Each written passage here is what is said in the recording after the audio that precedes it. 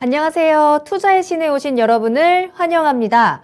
자, 매일 저녁 10시부터 11시까지 시장에 대한 궁금증을 풀어드리면서 내일장을 준비하는 시간 가져보도록 하겠습니다. 여러분들의 참여가 중요한 시간입니다. 여러분들 계속해서 유튜브로 들어오셔서 여러분들의 이야기 함께 나눠주시면 되겠습니다.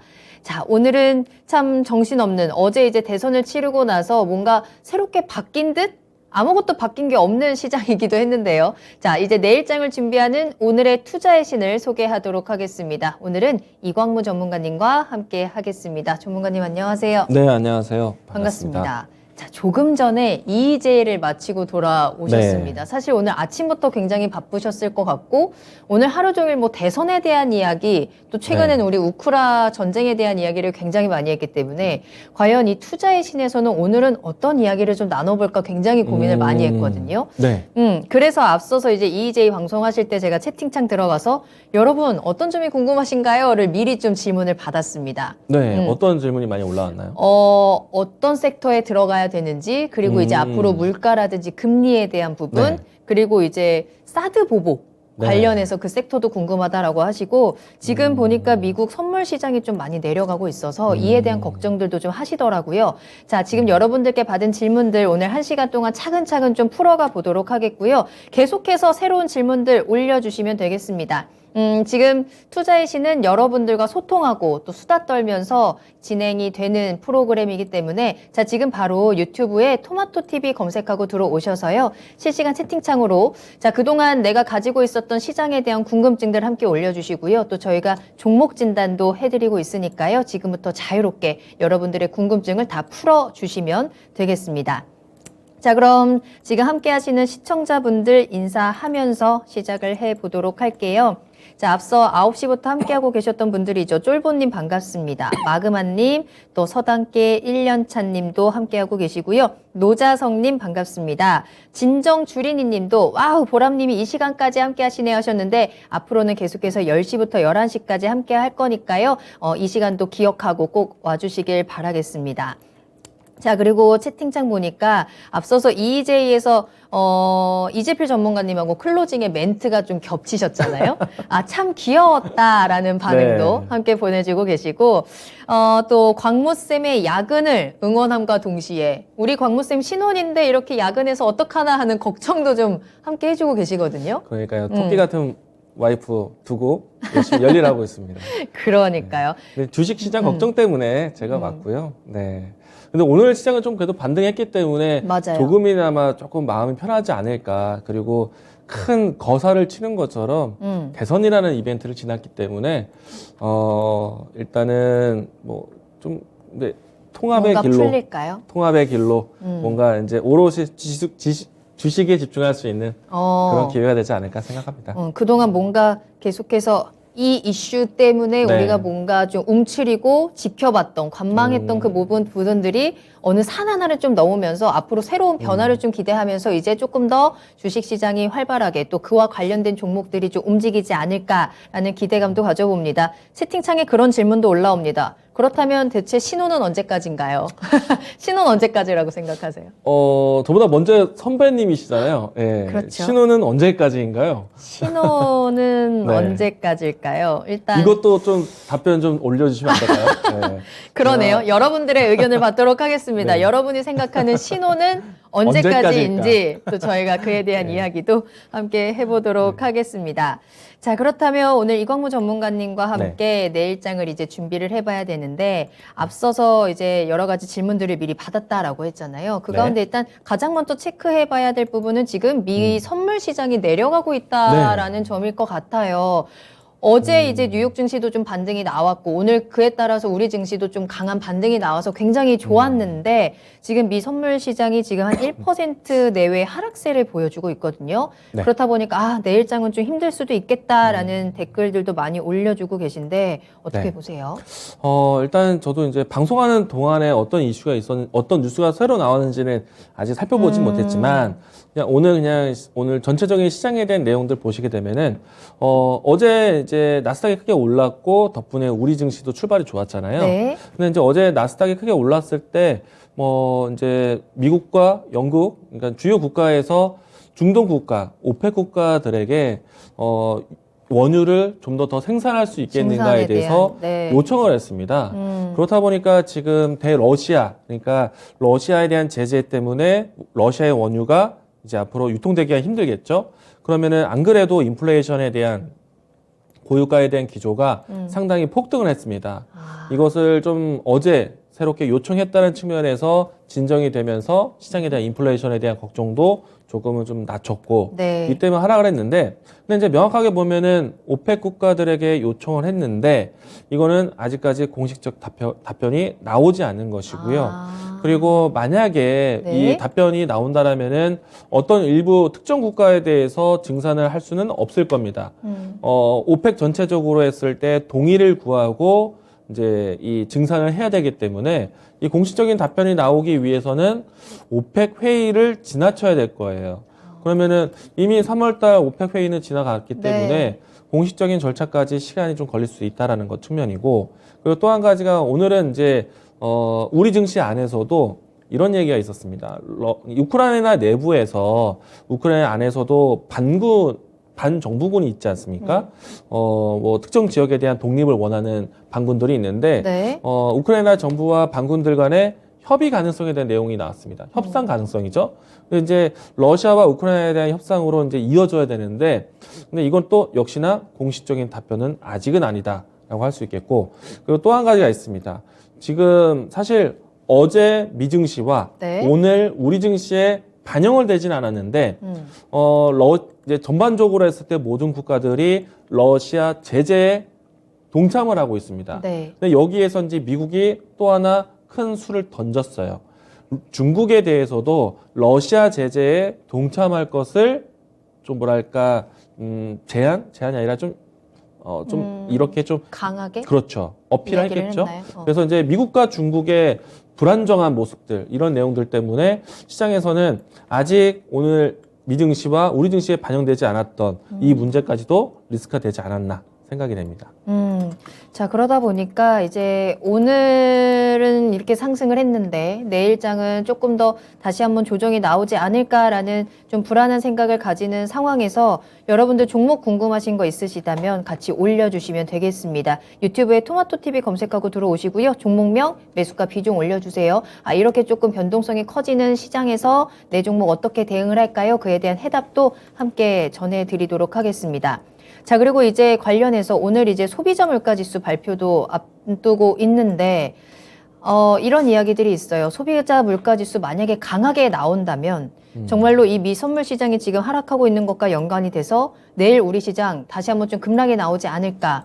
소비자 물가지수 이번에 좀 강하게 나올 것으로 예상이 되고 있네요. 일단 여태까지 최근 이제 지난 연말하고 현재까지 지난달까지 했을 때, 네. 소비자 물가지수가 분명히 계속 높게 나왔고, 근데 이제 중요한 거는 시장의 예상치보다 부합하느냐 아니면은 그러네요. 예상치에 좀 맞춰서 부합하느냐 그 이상을 넘어가느냐. 근데 이제 최근에 이제 연말과 지난달까지 봤을 때는 예상치를 넘어가는 지표가 나왔어요. 네, 네. 그러니까 시장에 대해서 이와 같이 좀 물가 상승, 소비자 물가 지수 상승에 대해서 예측 이상의 범위가 나오다 보니까 걱정을 하고 있죠. 근데 이제 만약에 지금은 좀 특화된 특정한 이제 이슈가 있다고 봅니다. 왜냐면은 러시아와 우크라이나 사태가 사실은 두 국가의 체계 문제가 아니라 워낙에 이 지역 특히나 러시아에 대해서 에너지 의존도가 높은 유럽에 대한 입장 그리고 러시아를 제재하면서 반사이익이 될 수 있는 여러 가지 정치적 상황 이런 것들이 있다 보니까 결국에는 시장에 이 에너지 생산 국가 전체 글로벌 순위 2위에서 3위 랭크되어 있는 게 러시아거든요. 네네. 이 때문에 실질적으로 인플레이션에 영향을 주는 원자재에 대한 변동을 보이다 보니까 아무래도 이것에 대한 제동장치로 이 금리 인상에 대한 속도 조절을 하겠다라고 했거든요. 근데 이제 만약에 인플레이션에 대한 속도가 크게 나오게 된다라면은 아마 3월달 같은 경우에는 금리에 대한 폭을 분명히 완화시키기로 했기 때문에 아마도 좀 이 시장에 대한 위축감은 나올 수밖에 없다라고 생각이 되고요. 네. 다만 이제 이것을 금리에 대한 속도를 키우기가 어려운 거는요. 아무래도 대러시아에 대한 제재를 하면서 인플레이션에 대한 부분들을 잡아야 되기 때문에 자칫 이 지금 최근에 와서 이 안보적인 위축과 전반적인 소비자 물가에 대한 이격 차이 때문에 경기 침체 국면으로 갈 수가 있습니다. 네. 이 때문에 최근에 와서 스태그플레이션에 대한 불안감을 가지고 있잖아요. 그렇기 때문에 사실 이 문제가 조금은 어떤 발표를 앞두고 있을 때는 경계심을 드러낼 수밖에 없다라고 생각이 되고요. 근데 이제 오히려 CPI 발표가 나면은 조금 진정 효과가 나오지 않을까라고 생각합니다. 그래요? 네. 알겠습니다. 지금 이제 이야기를 하면서 금리에 대한 부분도 살짝 짚어주셨는데 앞서 이제 제가 질문을 받았을 때 물가 그리고 금리에 대한 궁금증들도 굉장히 많이 가지고 계셨단 말이죠. 이제 뭐 대선도 이제 끝났고 우크라 전쟁도 조금 더 장기화되어가는 국면에서 이제 이 시장보다는 경제 쪽에 또 거시경제 쪽에도 계속해서 관심을 가지시는 것 같아요. 오늘 한국은행이 추가 금리 인상을 시사하기도 했고 더 중요한 건 이제 시장에서는 미국의 금리 인상을 지켜볼 텐데 그렇다면 앞으로 이제 계속해서 인플레이션에 대한 우려 그리고 금리는 어쨌든 걔네 계속해서 상승은 하긴 할 거잖아요. 네. 소비자 물가 지수가 좀 발표가 된 이후에 이에 대한 우려들도 좀 나오긴 할 것 같은데 그랬을 때 좀 우리가 주목해 볼 만한 섹터? 네. 라든지 이런 부분은 어떤 게 있나요? 일단 금리가 올랐을 때 취약한 거는 그동안에 저금리 상태에서 혜택을 받아왔던 밸류에이션 평가를 자금력으로 크게 받아왔었던 IT 종목들이 좀 취약할 수가 있습니다. 네네. 고밸류로 많이 평가를 하고 있기 때문에 그리고 오히려 이제 경기에 관련해서 금리가 오른다라는 거는 어떻게 보면은 과거의 금리 제로에서 과거의 금리로 돌아가는 거거든요. 그러면은 경제 정상화 과정으로 갈 수가 있어요. 그리고 이제 경제가 정상화되고 활성화된다라면은 네. 분명히 물가 상승은 경제 성장과 함께 따라오는 겁니다. 다만 이제 물가 상승, 경제 성장과 동일하게 소비 능력을 갖추는가가 중요한 건데, 그렇죠. 금리 인상이라는 거는 일단 시장에서는 분명히 자금을 회수하는 목적이 있기 때문에 시장에서는 증시에 풀렸던 자금이 이탈하는 것에 대한 불안감은 가질 수 있어요. 근데 이제 이건 단기적인 시각이고 조금 전에 이야기드린 것처럼 경제 정상화, 금리 정상화, 경제 성장으로 진행되는 과정은 네. 결국엔 경제 성장한다라면은 주식 시장도 커지는 겁니다. 그러면은 이제 좀 거시적으로 시간을 두고 본다라면은 금리 인상에 대한 과정은 어느 정도 시장에서는 합숙 효과 그리고 경제 성장 과정으로 진행이 네. 될 겁니다. 그래서 단기간으로 했을 때는 조금 인내심이 좀 필요하지 않을까 생각이 되고요. 그리고 경제 성장에 대한 키워드를 맞춘다라면은 경기 순환 관련된 종목들을 보셔야겠죠. 그러니까 고밸류에 대한 지금 현재 이제 어떻게 이제 스위칭이 되는지가 중요한데 네네. IT 기업들 같은 경우에는 저금리에서 혜택을 많이 받기 때문에 금리가 바뀐다고 했을 때 피해주지만은 네. 결국에는 경제 성장하는 과정으로 가게 되면은 결국에는 경제 성장 새로운 투자에 대한 재투자가 나오거든요. 네. 그러면 IT 4차 산업이라든지 그와 같은 환경으로 넘어갈 거고 그러니까 결국에는 지금 짧은 시간 동안에 성장통은 있다. 그리고 이제 만약에 IT를 피해서 짧은 시각으로 본다라면은 경기 순환 종목들, 뭐 금리 인상으로 포인트를 본다라면은 당장은 뭐 보험, 금융 관련된 종목들을 보겠지만은 네. 좀 큰 시장으로 좀 봤을 때는 경기 순환 종목들로 보시는 것도 맞을 것 같습니다. 알겠습니다. 오늘 좀 이렇게 웃으면서 즐겁게 방송을 하고 싶었는데 뭔가 시작부터 선물 시장이 하락하고 막 여러 저기 우려가 나오다 보니까 좀 분위기가 많이 가라앉았는데요. 네. 그렇죠? 가라앉았나요? 자, 그러면 다음 질문은요. 어떤 이야기가 있냐면 이제 사드 보복입니다. 네. 윤석열 후보가 이제 당선이 되면서 한중 관계에 다시 한번 좀 관심이 높아지고 있어요. 뭐 네. 수도권에 사드를 추가 배치하겠다라는 공약이 있었기 때문인데 네. 자, 그러면 사드를 추가 배치한다. 중국에서 다시 한번 이에 대한 보복이라든지 이런 게 나왔을 때 지금 그나마 이제 리오프닝에 대한 기대감이 나오면서 여행, 항공주, 뭐 화장품주들 조금씩 이제 살아나기 시작했잖아요. 다시 한번 다시 눌리는 건 아닌가. 이 섹터 지금 가지고 계신 리오프닝 기대감으로 가지고 계신 분들도 굉장히 많을 것 같거든요. 어떻게 보세요? 저는 리오폴링 관련해서는 분명히 시장이 정상화되는 거기 때문에 네. 좀 거시적으로 열린다고 생각이 되는데 네. 사드 보복에 대한 이제 관점으로 리오폴링을 좀 본다는 거는 좀 한정적이지 않을까라고 그래요. 생각을 하거든요. 네. 일단 대선 전과 대선 후에 이 정치 움직임은 조금 다를 거라고 생각을 합니다. 왜냐하면은 아무래도 우리가 이제 현실적으로 봤을 때 네. 우리는 아직까지는 수출 중심 국가거든요. 근데 중국에 대한 수출 비중이 상당히 큽니다. 예. 30% 가까이 돼요. 근데 이제 물론 이제 이 대중국에 대한 수출이 계속해서 항상 우리가 중요한 수출처가 되지는 않을 수도 있겠지만은 네. 지금은 아직까지는 대중국에 대한 수출 의존도가 높기 때문에 사드와 같은 조치가 좀 시간이 걸리지 않을까라고 생각이 되고요. 그럴까요? 근데 네. 이제 참 이 시기에 이거는 전 세계 정치 판도가 어떻게 될지 전국이 어떻게 될지 모르겠지만은 네. 요번에 러시아가 우크라이나를 타격한 거는 전 세계적으로 전쟁이라는 것이 좀 일어나서는 안 되는 거지만 그럼요. 미국의 입장에서는 아주 괜찮은 타이밍이거든요.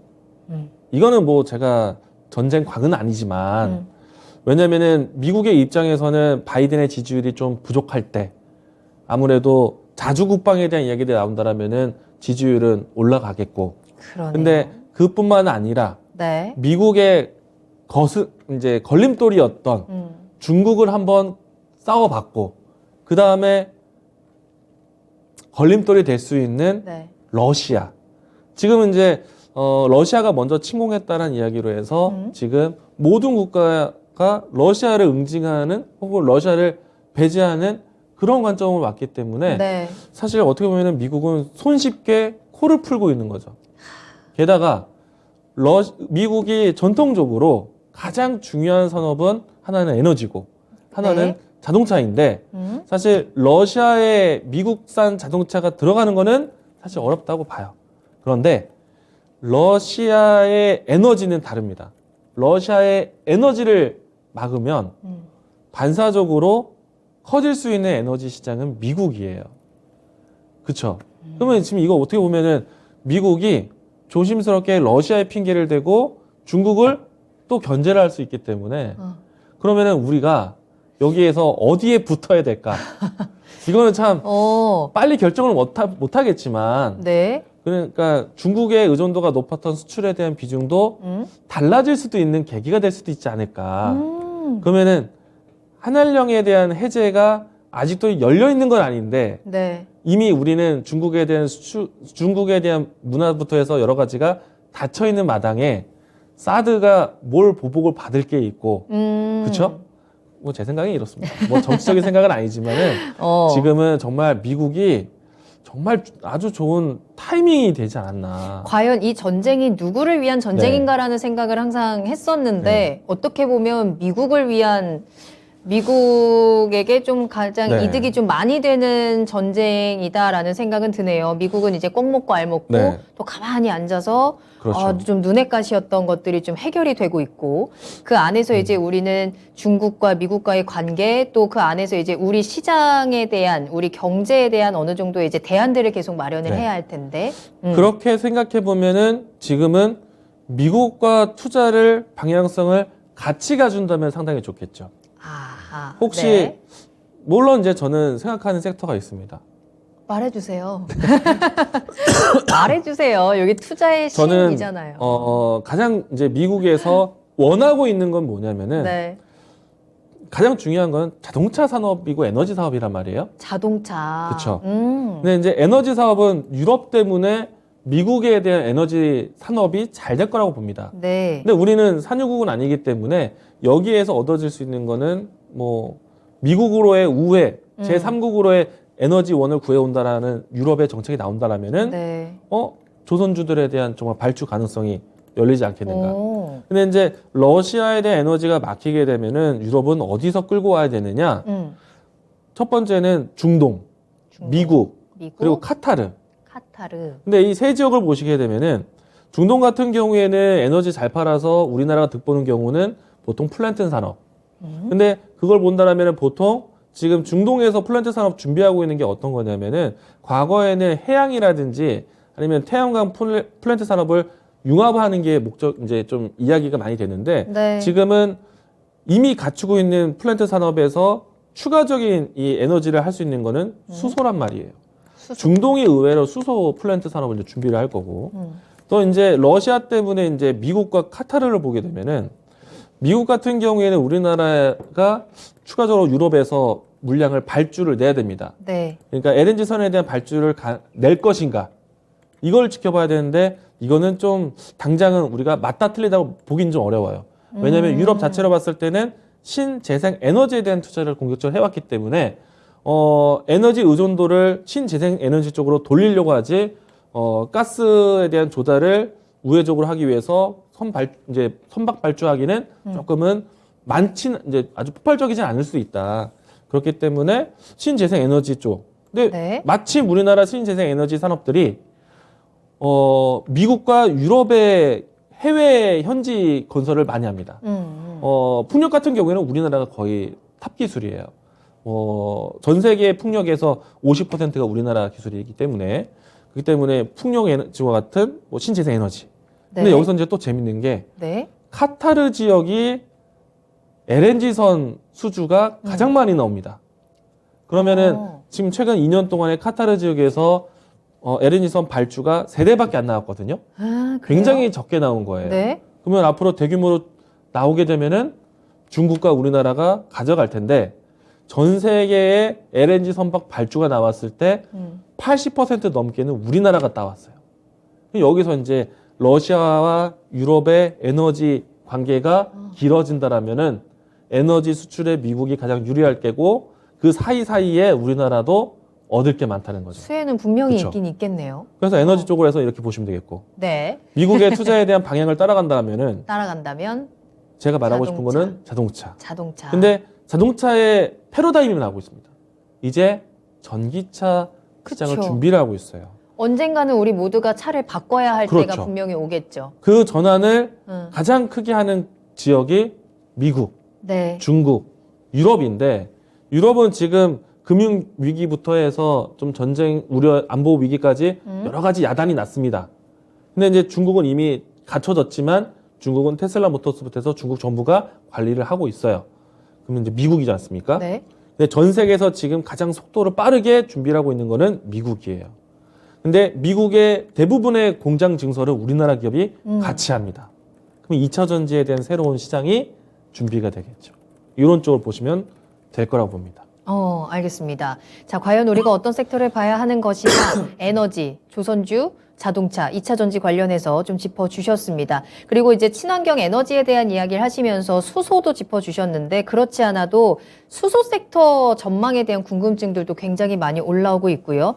윤석열 당선자가 수소도 투자하지 않느냐라면서 종목들도 올라오고 있는데 한 김에 우리 두산퓨얼셀 한번 종목 진단하고 시작을 할게요. 밝은 햇님 님이 올려주신 종목이고요. 두산퓨얼셀 살펴보겠습니다.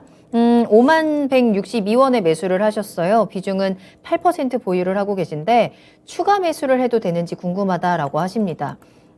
지금 오늘 4만 원의 거래를 마쳤거든요. 최근에 한 2월 들어서면서 반등이 나오고는 있는 상황입니다. 하지만 시청자님께서는 아직까지는 여전히 하락폭이, 이 손실의 폭이 좀 있는 구간인데 계속해서 이 박스권 움직이다가 내려왔고 2월 들어서 반등이 나오고 있고 이게 반등이 나오고 있다 보니까 또 앞으로 이제 말씀해 주신 것처럼 신재생 에너지나 친환경에 대한 기대감을 좀 가지고 계시는 걸까요? 이 두산퓨얼셀에 대해서 추가 매수를 해서 조금 더 가져가 보겠다라는 생각을 가지고 계시는데 두산퓨얼셀 어떻게 진단하실까요?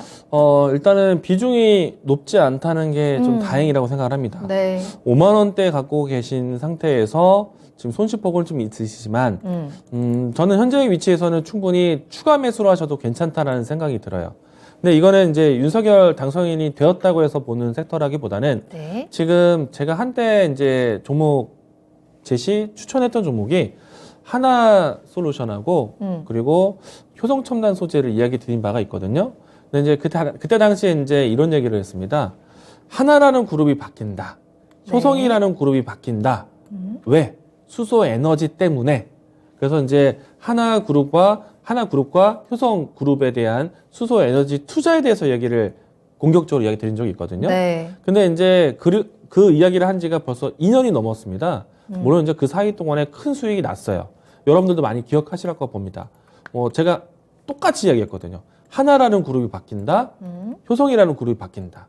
자, 그러고 나서 이제 딱 1년이 지나고 난 다음에 효성과 하나가 가장 공격적으로 투자를 준비를 했는데, 지난해 같은 경우에는 우리 주요 그룹사들이 모두 다 새로운 신사업에 대한 투자 계획 중에 하나가 수소 에너지예요. 예를 들어서 롯데그룹도 새롭게 투자를 하고, SK, LG, 그리고 포스코, 그 밖에 SK, 이와 같은 주요 그룹사들이 모두 다 수소 에너지 사업부를 갖췄습니다. 그러니까 모든 그룹사들이 새로운 대체 에너지와 그리고 또 새로운 신사업에 대해서 수소 산업에 대한 투자를 준비하고 있기 때문에 꼭 윤석열 당선자 때문에 움직인 종목이라고 보시는 것이 아니라, 이거는 어떻게 보면 하나의 새로운 먹거리, 새로운 패러다임이 나왔다. 그래서 이제 수소 에너지 사업을 좀 크게 보셔야 된다라고 들 수 있겠고요. 네. 수소 에너지, 수소 연료 전지 사업으로 봤을 때 가장 대표적인 종목 중에 하나는 두산 퓨어셀이었습니다. 근데 이제 주가를 보시게 되면 큰 폭의 상승이 나오고 난 다음에 현재 위치 같은 경우에는 주가가 실질적으로 레벨업이 되었죠. 가격대 밴드를 보시게 되면은 지금 하단은 35,000원, 상단 같은 경우에는 58,000원, 6만원 전후의 가격인데, 이 흐름이 지금 과거보다 분명히 레벨업된 상태에서 주가가 박스권을 그려주고 있습니다. 그러면 언제까지 박스권 그릴 것이고 추세가 언제 바뀌느냐? 네. 이제는 과거 같은 경우에는 미래 성장 동력에 대한 기대감으로 주가를 반영시켰다라면은 이제는 실적으로 반영을 시켜야겠죠. 근데 이제 실질적으로 두산 퓨얼셀 같은 경우에는 우리나라 전체 수소 연료 전지 호수 수소 산업에서 투자를 가장 선두적으로 하는 회사 중에 하나입니다. 그렇기 때문에 저는 시간이 지난다라면은 주요 그룹사들에 대한 이 플랜트 사업부터 해서 그리고 또 이제 운송 체계 네트워크를 만들면서 움직일 수 있는 종목이기 때문에 장시간으로 봤을 때는 이 박스권 계속 유지될 것 같고, 그리고 추세를 본다라면은 실적과 함께 바뀌어갈 거라고 봅니다. 그래서 저는 지금 박스권 하단이라고 보여지는 위치에서는요, 네. 추가 매수 하셔도 괜찮다라고 생각이 되고요. 지금 새롭게 들어가는 건 어때요? 신규 접근도 괜찮죠. 저는 괜찮다고 봅니다. 신재생 에너지에 대한 관심이 높아진 만큼 네. 수소 투자에 대한 얘기들도 나올 거예요. 근데 이제 아직은 조금 아쉬운 거는 풍력이라든지 태양광 같은 경우에는 독일과 주요 국가를 통해서 전반적으로 유럽 국가가 확산되고 있는 분위기를 이미 진행되고 있는 상태이거든요. 네. 근데 이제 수소 같은 경우에는 특정 국가, 노르웨이라든지 아니면은 독일, 이 두 국가에서만 좀 집중되어 있고, 아직까지는 그 저변이 넓어지고 있지는 않습니다. 그래서 좀 시간이 걸릴 거라고 생각이 되고요. 일단은 주가는 현재 위치에서 들어가시는 거는 괜찮다고 생각이 되고요. 박스권으로 본다라면은 상단이 1차적으로 했을 때는 55,000원, 좀 더 높게 본다라면은 6만원 선까지도 보셔야 되는 종목이다라고 이야기 드리겠습니다. 네, 추가 매수 가능합니다. 신규로 접근하는 것도 괜찮습니다.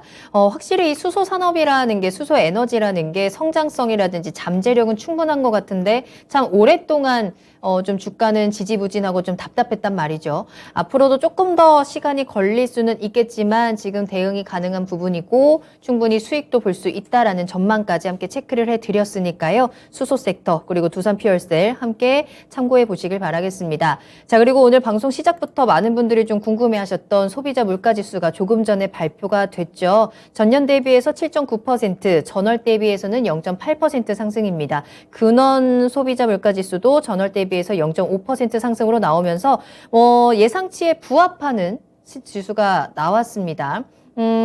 예상치에 부합했습니다. 그렇다면 우리 내일 시장은 크게 걱정 안 해도 될까요? 일단은 실질적으로 지금 7.9인가요? 9, 네, 7.9. 7.9까지 높아졌던 것 자체가 상당히 물가 상승에 대한 추세가 계속해서 이어지고 있다는 것에는 위축감이 좀 될 것 같고요. 네. 대신에 이전 달까지 해서 예상치를 넘어가는 수치가 나왔는데 이번에는 그래도 시장에서 조금 뭐랄까 슈팅에 대한 생각했던 대로. 불안감은 좀 진정되지 않았을까 생각은 됩니다. 알겠습니다. 근데 이제 인플레이션에 대한 걱정은 계속 반복될 거라 봅니다. 알겠습니다. 채팅창에서도 부합은 부합인데 엄청 높네요 라고 하셨는데 어쨌든 부담이 사라지는 건 아니겠습니다만은 그래도 예상치를 상회하는 수치보다는 조금은 우리가 안심하고 좀 잔잔하게 볼 수 있지 않을까라는 생각이 좀 들면서 종목 상담한 김에 계속해서 다음 상담도 이어가 보도록 하겠습니다. 안현정 님이 굉장히 애타게 올려주시는 종목입니다. 유튜브와 TV 둘 다 틀고 기다리고 있어요 하시면서 삼성물산 올려주고 계시거든요. 매수 가격은 11만 5천 원입니다. 비중은 30% 보유하고 계시고요. 오늘 매수하셨다라고 합니다. 앞으로 전망이 궁금하다라는 부분들도 추가 질문을 올려주셨는데요. 왜 그렇게 애타게 올려주셨는지 알 것도 같아요. 네. 오늘 삼성물산이 정말 갑자기 또 빨간불을 강하게 켜내면서 상승을 했습니다. 6% 넘는 상승이었고 오늘의 종가가 11만 5천 원이에요. 오늘 이 상승에 급하게 좀 따라잡으셨기 때문에 과연 이 종목이 나에게 수익을 가져다 줄 수 있을까? 내가 오늘 이 종가에 잡은 게 너무 높은 데서 잡진 않았을까 좀 걱정이 되시는 것 같거든요. 삼성물산에 대한 전망 어떻게 보세요? 일단은 삼성물산 종합물류 상사도 최근에 이제 물동량에 대한 부분들이 커졌기 때문에 큰 부분에서 혜택을 받을 거라 보고 있거든요. 아무래도 리오프닝에 대한 수혜를 받을 거라고 생각이 되고요. 그리고 오늘 뉴스 나온 것들 중에서 살펴보시게 되면은 패션 사업 부분들을 철수한다는 얘기가 있어요. 네. 한때는 이제 패션 사업 부분이 안정적인 이제 수요, 이제 매출이기도 했었는데, 지금은 어떻게 보면은 삼성물산이, 패션 부분을 좀 떼어내거나, 뭐 이제 매출에서 좀 빠진다라면은, 오히려 이제 삼성물산이 좀 더 잘 되는 사업에 집중할 수 있는 좀 근간이 되지 않을까라고 생각이 되고요. 저는 지금 이제 요즘에 물류 대난 때문에 병목 현상이 많이 커지고 있는 상태이잖아요. 이것 때문에 인플레이션 걱정도 키우고 있는 상태이기도 하거든요. 네. 그렇다 보니까 아무래도 물동량이 살아있는 여전히 수요를 공급이 따라가기 바쁜 때다 보니까 그것을 담당할 수 있는 유통 관련된 종목들은 여전히 살아있지 않겠는가. 그러면 이제 이 종목들 같은 경우에는 다시 챙겨볼 수 있는 환경은 된다. 주가가 사실 시장의 이유로 해서 못 갔던 것이지 충분히 주목받을 수 있는 섹터라고 생각을 합니다. 저는 만약에 오늘 접근하셨다라면은 괜찮다. 좀 더 두고 보자라고 얘기 드리겠고요. 일단은 이 종목이 이제 바닥을 잡았다고 해서 한 번에 다 올라올 거라고 생각되지는 않거든요. 계단식의 상승을 보여줄 거라고 보고 있어서 1차적인 상승 밴드를 본다면은 12만 5천 원 라인대, 단기로 접근하셨다면 이 라인대 보시는 거고요. 중장기적으로 보셨다면은 비중이 30% 이시긴 합니다. 네. 차곡차곡 모아가시는 전략도 저는 괜찮다고 봅니다. 올라선다라면은 저는 14만 원 근처까지도 좀 거시적으로 좀 보셔야 되지 않을까 생각을 합니다. 네, 다행이네요. 굉장히 좀 불안함이 느껴지는 질문을 진단 신청으로 올려주셨었는데 너무 불안해하지 마시고요. 체크해주신 가격 라인대 잘 확인을 하시면서 수익 챙기시면 되겠습니다. 14만 원까지도 제시를 해드렸기 때문에 그때까지 한번 잘 수익 계속해서 한번 모아가 보시면 좋을 것 같아요. 확실히 또 종목 상담을 시작하니까 또 많은 종목들 올려주고 계시는데요. 종목뿐만 아니라 또 시장에 대해서 궁금하신 내용들 있으셨다면 같이 올려주세요. 저희가 그 궁금증들 속 시원하게 한번 해결을 해드리도록 하겠습니다. 다음 올려주신 종목은 심택입니다. 너구리님. 심택은 지수와 관계없이 가는 종목 같은데요. 조정받을 때 매수하는 거 어떻게 생각하시나요? 라는 질문 올려주셨어요. 최근의 흐름은 확실히 그랬죠. 시장이 좀 많이 흔들리고 조정을 받을 때도 심택만큼은 계속해서 빨간불을 켜줬습니다. 오늘은 51,500원의 거래를 마쳤네요. 굉장히 많이 올라온 종목입니다. 거의 뭐 5,000원대에서 5만원대까지 10배 상승한 종목이기도 하고 또 전문가님이 좋아하는 종목 중에 하나이기도 하잖아요. 잘 기억하셨네요. 그럼요. 네. 그리고 제 정말 친한 친구가 이 종목을 네. 한 4만 원 초반에 샀다가 나는 목표가 5만 원까지 볼 거야 했는데 그걸 기다리지 못하고 최근에 45,000원 왔을 때 팔았어요. 아, 그리고 이제 이게 다시 5만 원 막 뚫고 올라가면서 너무너무 아쉬워하는 그 친구의 네. 모습을 지켜봤었는데 네. 최근에는 살짝 조정을 받긴 했지만 그래도 여전히 5만 원 선 오늘도 좀 지켜주고 있는 모습이고 심택 지금 시점에서 네. 조금 조정이 나온다면 계속해서 모아가도 괜찮은 종목인지 모아간다면 우리가 목표가 어디까지 볼 수 있을지 이 성장성 궁금해지네요. 네. 이제 심택 이야기 하니까 표정부터 제가 이제 항상 이렇게 하는데 네. 저도 이제 시장이 힘들면 종목을 소개하기가 사실 좀 꺼림직하고 저도 손실이 나오기도 하는데 네, 근데 수익이 난 거는 또 잘한 건 잘한 거니까. 당연하죠. 그리고 심택은 이토마토 이 방송을 보셨던 분들이라면 정말 심택을 참 기억을 해주셔야죠. 네. 심택하면 이광무, 그렇죠. 하면 심택 딱 떠오르시는 분들 네. 많을 것 같아요. 자신 있게 얘기 드렸고 그리고 네, 이 종목이 오를 때마다 안 팔아라고 얘기하는 정도로 맞아요. 방송에서 안 판다고 말하는 거는 쉬운 일은 아닙니다. 네, 네. 그리고 제가 이 종목 같은 경우에는 네. 참 제가 좀 이렇게 거만하게 말씀하셔도 돼요. 좀 이렇게 뒤로 네. 젖히시고. 이 이 종목은 심택은? 정말 응? 잘했죠. 예, 제가 잘했습니다. 예. 제가 곧 있으면은 네. 추천 2주년이 됩니다. 진짜요? 그리고 이제 추천 1주년이 됐을 때 안 네. 판다. 그럼 이게 얼마 전에도 안 판다라고 어, 했는데 얼마 때부터 추천을 하신 거예요? 제가 이제 2020년도 6월 달, 7월 달부터 이야기했던 종목입니다. 진짜요? 네. 한 10,000원 이제 갈랑말랑 10,000원 선 그 근처에서. 그렇죠. 지난 이제 여름 때 추천 1주년을 맞이했고 이제 곧 있으면 이제 추천 2주년이 되죠? 그러네요. 네. 근데 2주년 시점도 안 팔 것 같아요. 뭐 네, 1주년, 2주년 뭐 이렇게 기념 같은 거 해야 되는 거 아니에요? 심택과의 기념일? 일단 이게 정말 거짓말처럼 네. 10,000원대에서 지금 현재 50,000원대까지 온 거잖아요. 그렇죠. 잘한 겁니다. 하나솔루션, 뭐 효동첨단 소재도 아시겠지만은 정말 큰 시세를 갈 수 있는 종목들을 많이 소개를 해드렸어요. 근데 이제 심택을 그냥 또 얘기해드리면은 제가 소개해드렸을 때 시점에 올해보다 내년이 더 좋을 것이고 내년보다 내후년이 더 좋을 것이다라고 했었어요. 그러면은 처음에 소개드렸던 시점보다 2021년도가 더 좋을 거고 2021년보다 2022년도가 더 좋을 거라고 말씀드렸거든요. 네. 지난해 어닝 서프라이즈 터졌고 저는 이 어닝 서프라이즈가 올해 또 돌파할 거라고 봅니다. 올해도 어닝 서프라이즈 나올 수밖에 없어요.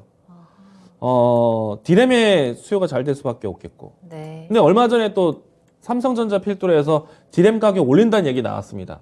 그러면은 그동안의 현물 가격에 대한 위치, 고정 가격은 이제 이미 저점을 잡았고 고정 가격까지 올라가는 추세가 나온다라면은 삼성전자가 역대 가장 큰 돈을 벌었을 때, 네. 그러니까 지금 삼성전자는 지난해까지 해서 계속 꾸준히 어닝 서프라이즈 기록하고 있는데 역사적으로 삼성전자가 가장 큰 돈을 벌었을 때는 반도체를 잘 팔았을 때예요.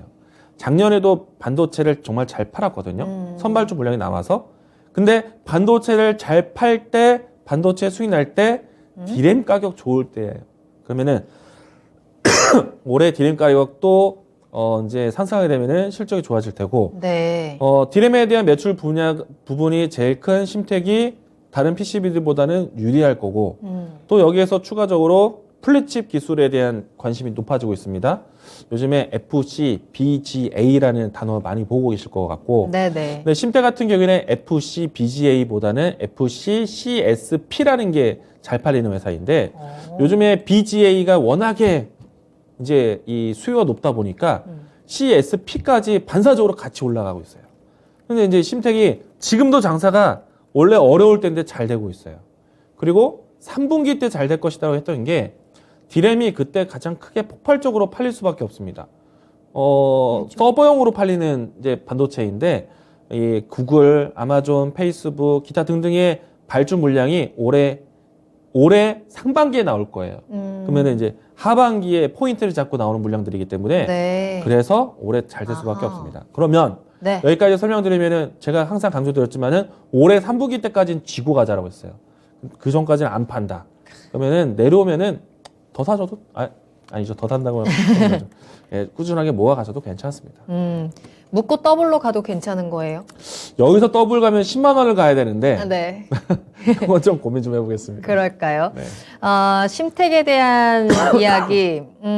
워낙에 이광무 전문가님의 주력 종목이기도 하고 그 믿음에 대한 보답을 충분히 해주는 종목 중에 하나인 것 같습니다. 심택 지금 좀 많이 올라왔지만 앞으로 계속해서 특히 올해 3분기까지는 더욱더 상승할 수 있는 가능성이 있다라는 이야기 해 주셨고요. 우리 한번 같이 기억을 해주면 좋을 것 같아요. 6월 달에 심택과 이광무 전문가님의 2주년 기념일을 저희가 좀 같이 축하를 하면서 그 기념일에 과연 심택이 또 어디까지 올라갔는지 또 어떻게 흘러가는지 우리가 좀 소소한 기념일 파티라도 좀 할 수 있는 날이 올 수 있었으면 좋겠습니다. 6월을 꼭 기억할게요. 날짜를 딱 정할까요, 지금? 조금 이제 방송의 자료가 저도 검색을 해봤거든요. 네네네. 제가 워낙에 추천 1주년이다 얘기를 했기 때문에 이제 지금 남아있는 녹화 번호로 했을 때 네. 제가 정확하게 날짜를 기억합니다.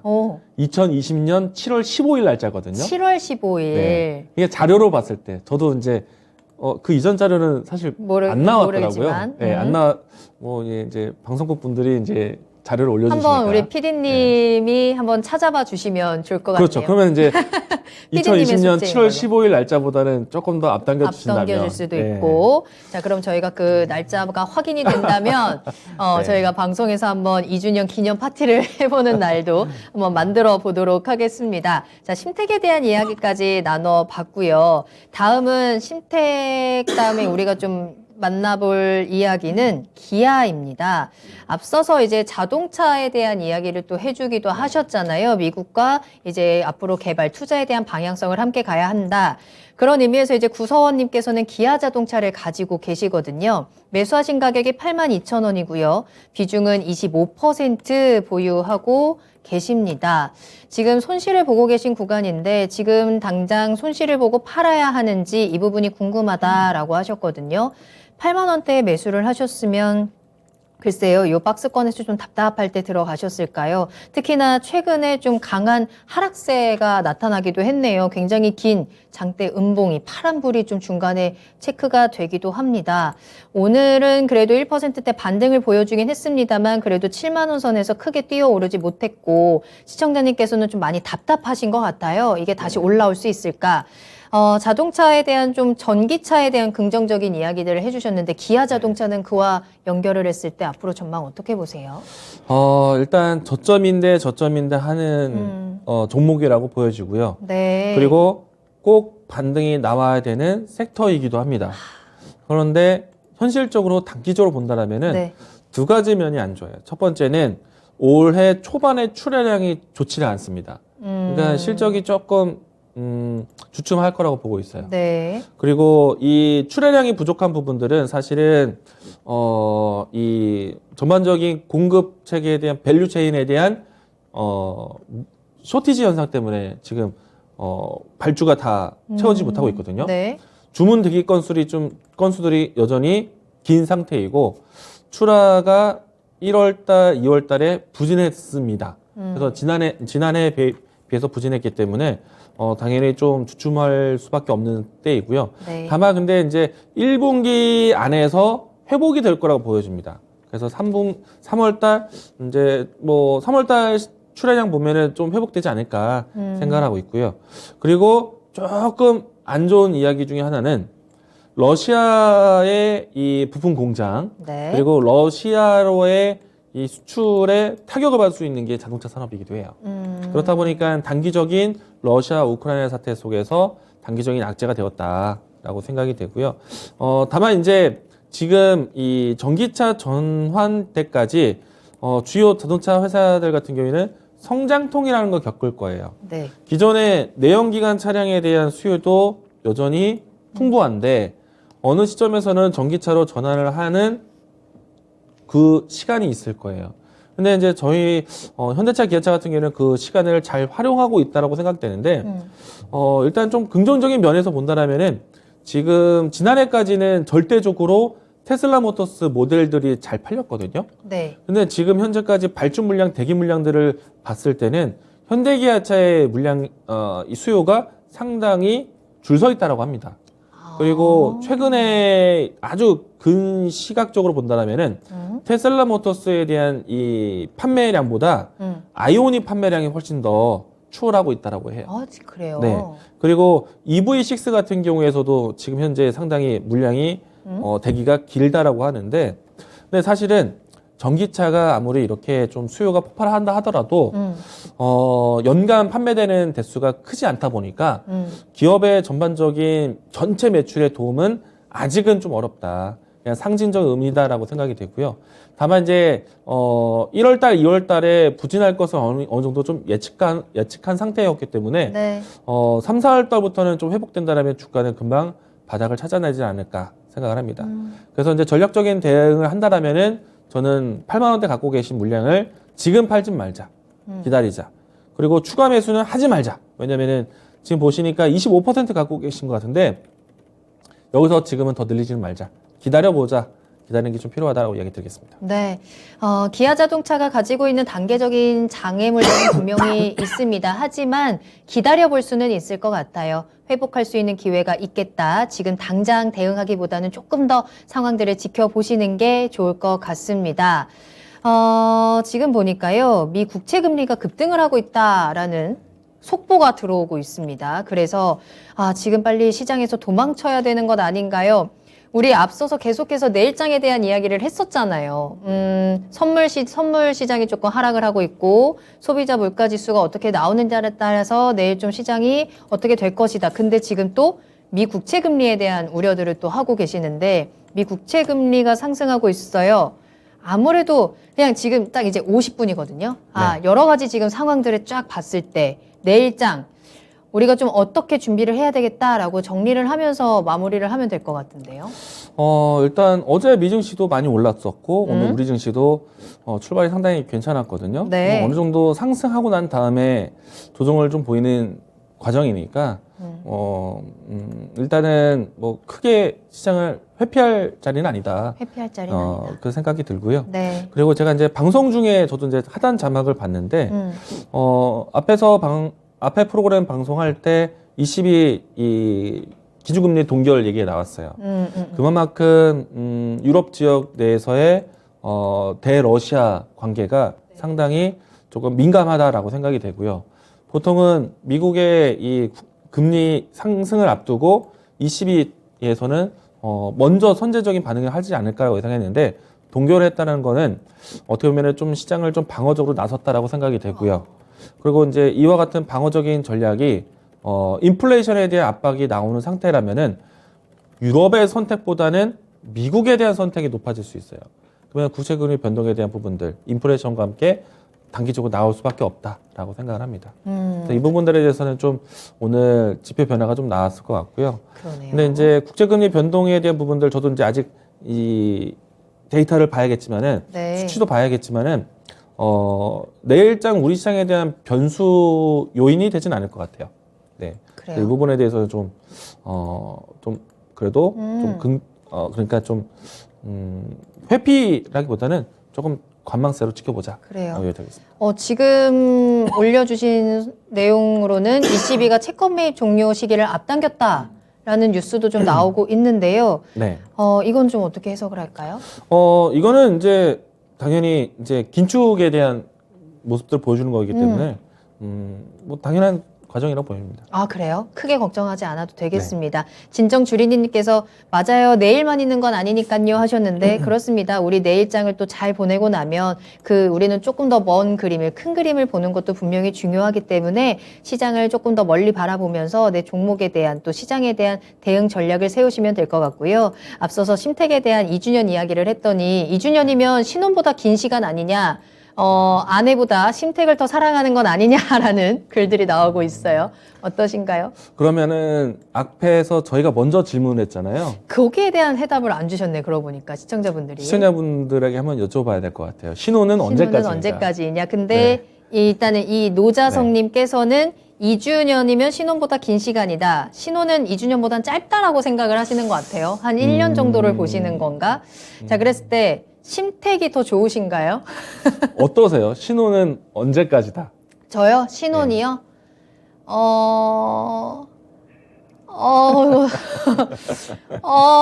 노코멘트 하겠습니다. 제가 다음 주까지 생각을 해올게요. 와, 이거 굉장히 시장에 대한 전망보다 더 어려운 질문인 것 같다는 저 갑자기 좀 네. 얼굴 빨개지는데. 그쵸. 꽃방울님께서 이제 나라에서 정한 기준이면은 7년까지 이기는 하겠습니다만, 저는 7년인가요? 그냥 죽을 때까지인 걸로. 죽을 때까지 신혼인 걸로 아주 행복하게 사는 걸로 마무리를 하도록 하겠습니다. 자, 이렇게 오늘은 오늘의 투자의 신 이광무 전문가님과 함께 여러분들의 궁금증을 좀 풀어드렸습니다. 내일장을 준비하는데 또 앞으로의 시장을 바라보는데 많은 도움이 되셨으면 좋겠습니다. 이광무 전문가님과는 먼저 인사를 드리도록 할까요? 자, 오늘 정말 긴 시간 고생 많으셨습니다. 감사합니다. 맞습니다. 네, 저희가 방송에서 전해드리는 내용은 투자 판단에 대한 참고 자료입니다. 투자는 투자자 본인의 책임과 판단에 따라서 이루어져야 한다는 점 다시 한번 유의해 주시길 바라겠습니다. 자, 내일은 금요일입니다. 끝까지 힘내시길 바라겠고요. 저는 다음 이 시간에 돌아오도록 하겠습니다. 시청해 주신 여러분 고맙습니다.